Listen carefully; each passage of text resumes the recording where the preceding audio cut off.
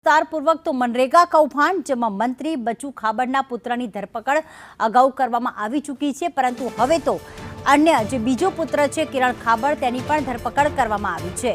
મનરેગા કૌભાંડમાં બચુ ખાબડના બંને પુત્રોની ધરપકડ થઈ છે।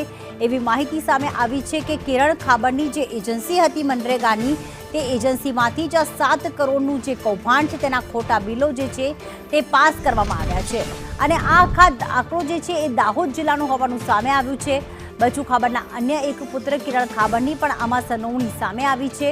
અગાઉ બચુ ખાબડના પુત્ર બળવંત ખાબડની ધરપકડ થઈ હતી। બળવંત ખાબડ પણ ખોટા બિલો બનાવતો હતો। અધિકારીઓ પણ તેની આખી જે કૌભાંડ હતું તેમાં તેમની સાંઠગાંઠ છે અને કિરણ ખાબડની જે એજન્સી છે તેમના દ્વારા જ ખોટા બિલો પાસ કરાવવામાં આવ્યા હતા અને આગળ પૈસા પહોંચાડવામાં આવ્યા હતા।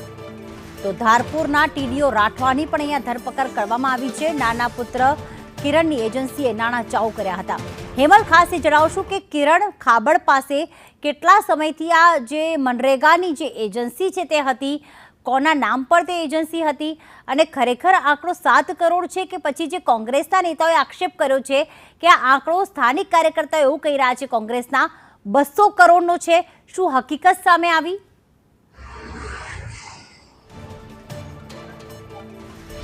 ચોક્કસ રીતે વાત કરીએ તો દાહોદ જિલ્લાની અંદર ધાનપુર અને દેવગઢ બારીની અંદર મનરેગા કૌભાંડ જે છે સામે આવ્યું છે।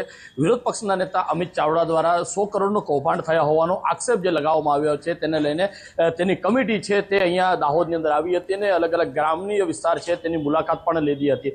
ત્યારબાદ જે તપાસનો દોર શરૂ થયો હતો અને દેવગઢ બારિયાની અંદર અને ધાનપુર તાલુકાની અંદર કૌભાંડ થયું હોવાનું પ્રસ્થાપિત થયું હતું, તેને પગલે દાહોદ બી ડિવિઝનની અંદર ફરિયાદ પણ નોંધવામાં આવી હતી, જેની અંદર 71 કરોડ રૂપિયાની જે કૌભાંડ થયું હોવાનું સામે આવ્યું હતું, જેની અંદર ધાનપુર તાલુકો અને દેવગઢ બારિયા તાલુકાની કુલ 35 જેટલી એજન્સીઓ છે તેઓના નામનો ઉલ્લેખ કરી અને ફરિયાદ કરવામાં આવી હતી। તેનો તપાસનો દોર શરૂ થયો હતો અને શરૂઆતની અંદર 4 જેટલા જે આસિસ્ટન્ટ એકાઉન્ટન્ટ છે અને જીઆરએસ છે તે લોકો 4 લોકોની ધરપકડ કરવામાં આવી હતી અને ત્યારબાદ જે વાત કરવામાં આવે તો આખા કેસની અંદર મંત્રી પુત્ર બચુભાઈ ખાબડના બંને પુત્રોની સંડોવણી સામે આવી છે। તેવાની અંદર જે 2 પુત્રો છે તેમાંના એક બળવંત ખાબડ છે, બળવંત ખાબડની પરમ દિવસે જ ધરપકડ કરી લેવામાં આવી છે, જ્યારે બીજો પુત્ર જે છે કિરણ ખાબડ તેની પણ આજે અમદાવાદ વડોદરા હાઈવે પરથી તેની ધરપકડ કરવામાં આવી છે અને તેની સાથે સાથે દેવગઢ બારિયાની અંદર ફરજ બજાવતો જે દિલીપ ચૌહાણ નામનો જે આસિસ્ટન્ટ પ્રોજેક્ટ ઓફિસર કહેવાય છે તેની પણ ધરપકડ કરી લેવામાં આવી છે। ખાસ મહત્વની વસ્તુ એ છે કે ધાનપુર તાલુકાનો જે તત્કાલીન ટીડીઓ અને હાલ જે દાહોદ જિલ્લા અંદર ડેપ્યુટી ટીડીઓ તરીકે ફરજ બજાવતા રસિક રાઠવાની પણ પોલીસે ધરપકડ કરી છે। બોડેલી ખાતેથી તેઓની ધરપકડ કરી છે। હાલ તો પોલીસે તમામ દિશાઓની તપાસ કરી છે કે એજન્સી કેટલા સમયથી ચાલતી હતી, ક્યારની હતી, તે તમામ દિશાની અંદર આ લોકોએ તપાસ હાથ ધરી છે। જી બિલકુલ, આભાર તમામ વિગતો માટે હેમલ। વધુ અપડેટ માટે આપના સંપર્કમાં રહીશું।